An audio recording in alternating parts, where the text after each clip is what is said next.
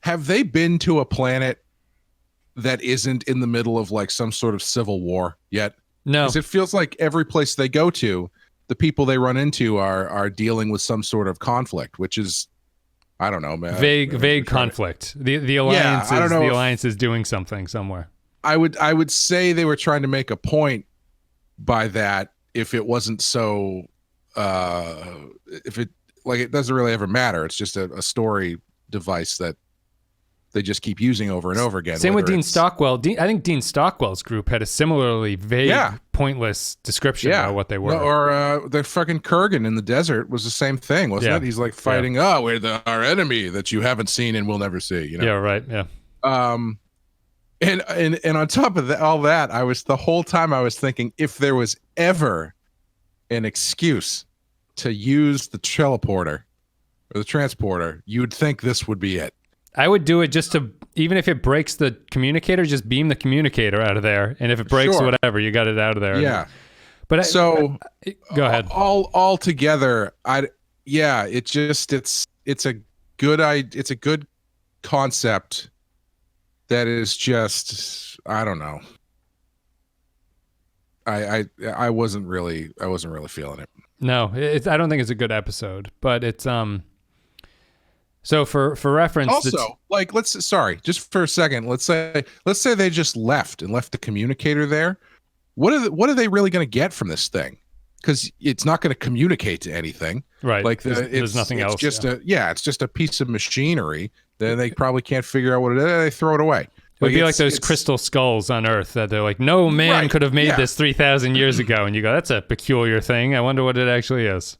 Yeah. I don't know. It's a nice idea, but unless you can link to a direct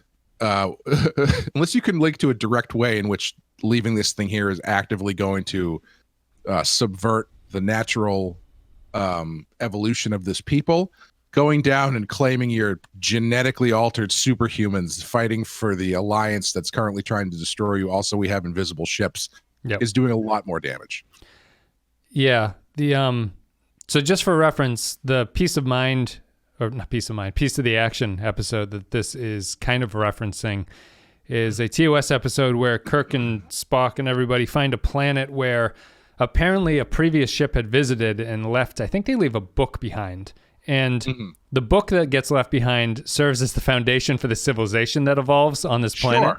That works. But it's a comedy. It's a straight comedy episode because the book that they do is like a really bad gangster novel. So that's that one. Okay. It's the alien one. So the aliens on the planet all talk like Chicago mobsters who are like, got these heaters, see? And they've all got Tommy guns and stuff like that. It's kind of it's a cute comedy. It's funny and it's kind of lighthearted and it has Shatner running around going, I got these heaters and stuff like that. And then the punchline is after they save the day and they get out of there, Bones, I think at the end, like pats himself down and is like, oh, shit, like I left my communicator down there. And that's kind of the end of it. And this is Enterprise taking that idea and playing it deadly serious, but not interestingly serious. It's just, it's another brown planet with white people and sand. And it's just, everything is so similar. Everything is so identical. Head bumps in military uniforms. Which they keep calling surgical alterations, but he just glued some shit onto their heads. Yeah. There's nothing surgical about this whatsoever. Their head bumps are literally as complicated as the ones that they're wearing in real life while filming the show. Yeah. And it's so much more effective when the other alien goes, their blood, it's red. It's not cheesy, and it's like, it's just a much better way to explain that this is an alien, like what's wrong with this guy. And instead of just having them peel the, like a paper mache forehead off of their head and then be like, what the hell is this guy? He's been surgically altered. Yeah. I have never seen that TOS episode, but I knew of the gangster one. And every time I see a still from it, I'm like, how the hell did they explain Tarantino this? wanted to remake that. That was his idea, apparently. That was part of, I heard that was part of the action. Thing. Yeah. But that's how they get around it. Yeah. It's a comedy though. It's a straight comedy episode. Man, talk about, the original series had a skill for figuring out how to work the limitations of what they could do production into the wise. show. Yeah, production wise. So it's like, shit, we get all this gangster stuff, but we're doing a sci-fi show. How can we use this gangster stuff? They figure it out. Whereas this one, it's like everything is so samey. There's no, I don't feel like there's any inspiration or innovation when it comes to these people that they're going down to see, or these civilizations. They're all the same. Yeah. Like God, I would love it on the show if the next episode was like, they went to a planet full of Shakespeare people. Yeah. Just to mix it up or something. It's all, like you said, white guys with head bumps and military. They're always militaristic. Yeah. Yeah.